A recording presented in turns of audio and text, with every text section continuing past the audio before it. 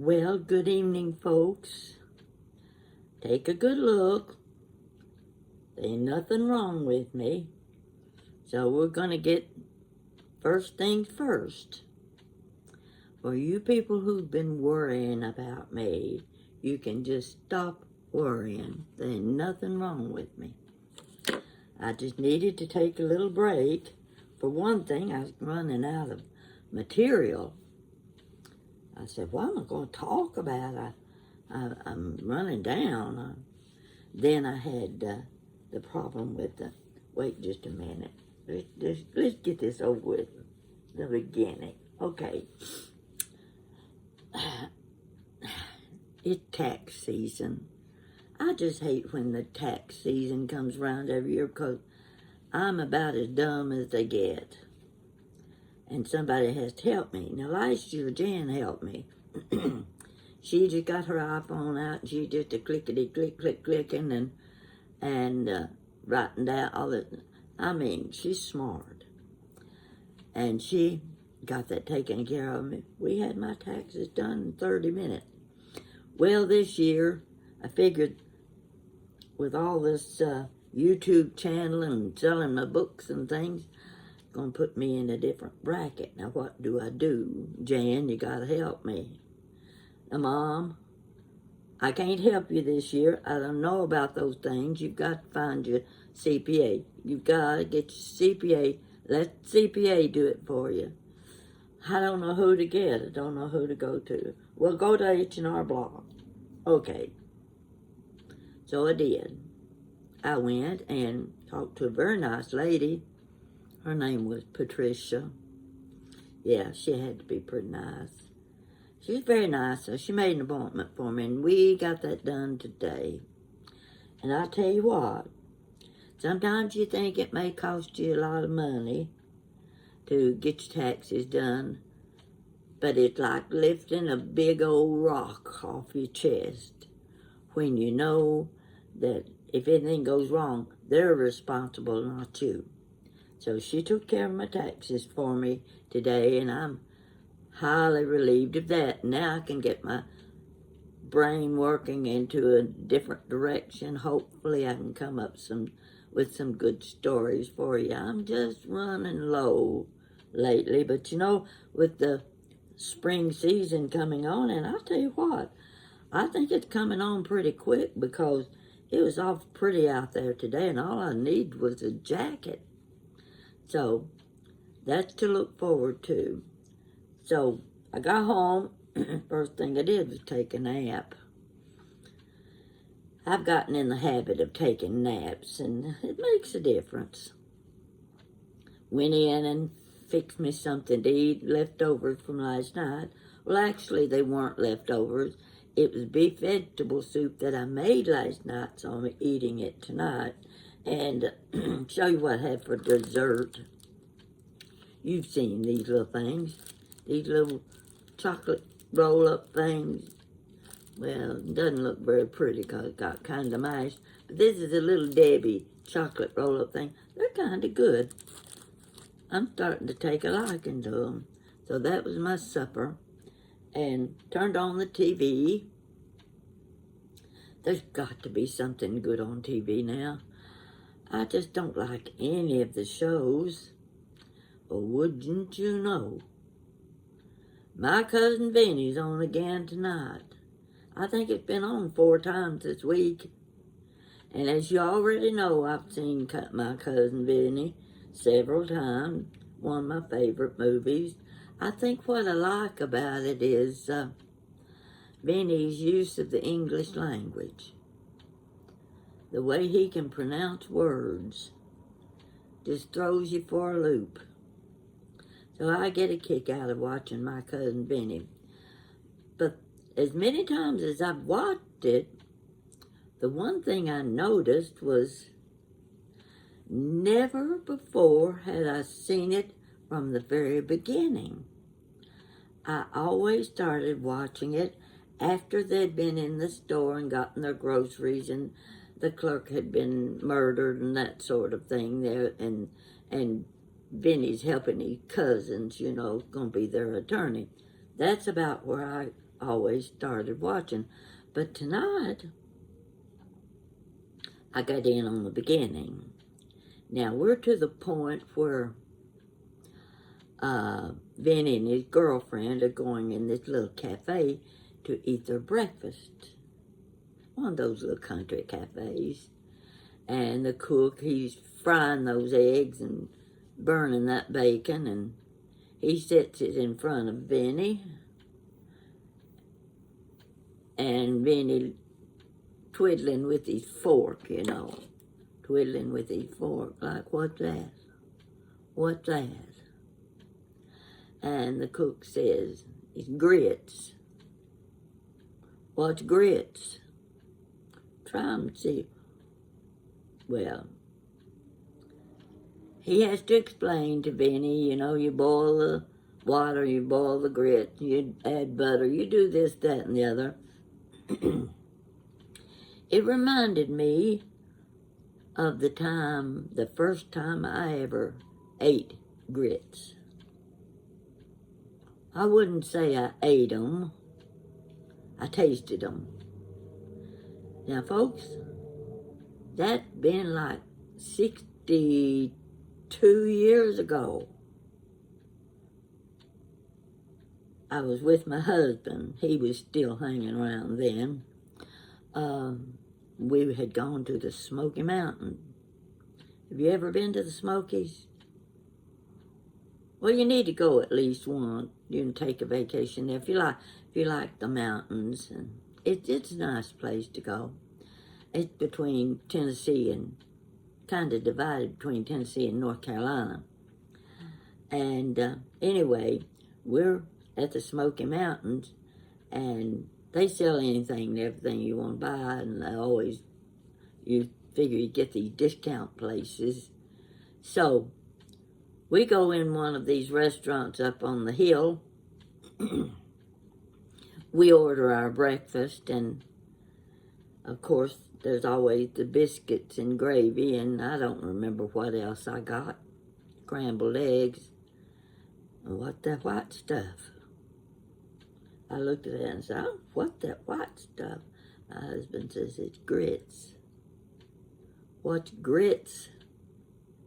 They're good. They're good. Well, I'm not sure about that. I'm a picky eater anyway, and I thought, okay, I'll give them a try. And with my fork, I reach in and I take a big bite, and I go,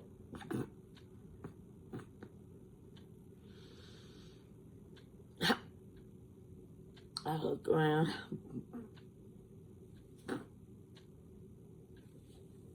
Grits? Well, that was my first and last time to sample grits. They didn't appeal to me at all. Some people think they're wonderful. I've got a niece that every time she has to take something to a potluck, she takes cheese grits. Haven't tasted them, don't want to taste them. So anyway, while I'm sitting here watching Vinny sampling his grits, it reminded me of my trip to the Smoky Mountains in Gatlinburg, Tennessee. I've been there quite a few times with friends and what have you. Been all the way up to the pinnacle. Now, I'm bothered by high places anyway. I can't, if I'm on an elevator that, you know, the height, used to have those elevators on the outside of the building, and you could look all the way down the street. No, not me. I stood back against the wall, and I wouldn't even look out that glass wall to look down, because that's too much for me. So anyway, let's see. That's with the grits in the Smoky Mountain. Tell you this about the Smoky Mountain. I flew over them one time, flying out of Knoxville, Tennessee. I don't remember where I was going. I think I was going to New York City. But I looked out that window, and we were flying over the Smokies. It was trees and forest as far as the eye could see. You didn't see anything but trees, the tops of trees. And I looked down and I thought, oh, sure hope this plane's in good condition. Wouldn't want to have to go down into those trees. They'd never find us. I'd heard about airplanes getting lost in the Smoky Mountain, and I think, well, surely they can fly over and spot a plane that had crashed in those forests. Surely they can. Let me tell you something. Those trees are so thick you can't even see the rivers below them. And I knew then and there why they couldn't find airplanes that crashed in the Smoky Mountain. Keep that in mind if you ever decide you're going to fly over Smoky Mountains. You might want to take another route. So much for my chit-chat. Let's see. Don't even have a story for you tonight. I just wanted to bring you up to par on where I've been, what I've been doing. Don't ever worry about me. I'm in good condition. Everything going fine. I get a little bored now and then and get irritated with something or somebody, and you know, I complain about what's on TV and what isn't on TV. But otherwise I'm fine. But I do appreciate your concern. I really appreciate your concern. Now, I haven't heard from Ben. Ben, I don't think says anything. He doesn't comment. But he watches my show. I know he does. And I want him to know that I'm still concerned about him. I hope he's getting good reports from his doctors and things will go well for him. And I know that you are keeping him in your prayers as well. So I wanted to kind of put that aside and let everybody know and let Ben know that we're still here for him. So, let's see. I talked to Jan after I got back from my appointment with the H&R Block. Now, first thing I did was take a nap. I always take a nap in the afternoon these days. That's a nice thing about retirement. You can take a nap anytime you want to. And it lets me stay up late at night. I have a friend in Texas calls me about midnight. And we just sit and talk and laugh and talk. And he's smart. He's real smart. And he can answer just about any questions I have. So, and I think sometimes he's going to hang up on me. He's not going to talk to me because I don't know much. But he's teaching me a lot of things about my iPad. And one of these days, we're going to get on YouTube together. We're going to be talking from Texas to Kentucky. And I hope that happens. I want you to be able to see us. He's a fun person, very fun person. And I'm really glad I got to meet him because we don't talk about anything special. It's just chit-chat, small talk. And speaking of chit-chat, I hope you've seen some of the things that have been advertised. Let's see. Oh, I've got one for you right here. Let me show you. This just came in the mail the other day. I want you to see the mug. The mug is nice. Take a look at this. Isn't this cute? It says, Chit Chat with Granny Pat. Doesn't that look like me? Got my glasses. Now, when it said black, and this came in the mail, I thought, well, this is not black. This is white. But the handle is black, and if you look inside, it's black on the interior. So when you're drinking your hot coffee day after day after day, you know how sometimes coffee will stain your dishes or stain your cups? Well, you're not going to be able to see it if you get coffee stains in this one. So that's a nice thing. And look how big it is. It's big, it's thick. Now, I'm not going to make any money off of this. I don't want you to think I'm promoting myself as far as money is concerned. I'm promoting myself because this is me right here. See? Now, I also, let's see, what else did I get? I don't remember what else I ordered. But anyway, I ordered these things because I'm going to Cumberland Falls State Park in about 2 or 3 weeks. I'm going to be on program. Yeah, I get to tell more stories. Yeah, they get to listen to me ramble. But I must be pretty good because the man in charge asked me to tell a story. And I'm working on that too. So I'm going to be wearing my chit-chat with Granny Pat sweatshirt so that they can see my advertising. And it's going to be fun. It's a 3-day trip, and Jan will video my part on the program. I hope I do well. I'm having a hard time coming up with the material. But I think I can do it. Jan says I can do it. If Jan says I can do it, I know I can do it because, you know, the biggest critic you can have is somebody in your family, especially if it's your own child. They don't beat around the bush. They tell it like it is. They tell the truth. So she has supported me so far, and she says, "Oh, Mom, you can come up with it. You'll make it. You'll do good." That's the kind of daughter you want, one that supports you. Yeah. So I'm going to let you go. I can't think of anything else I want to tell you.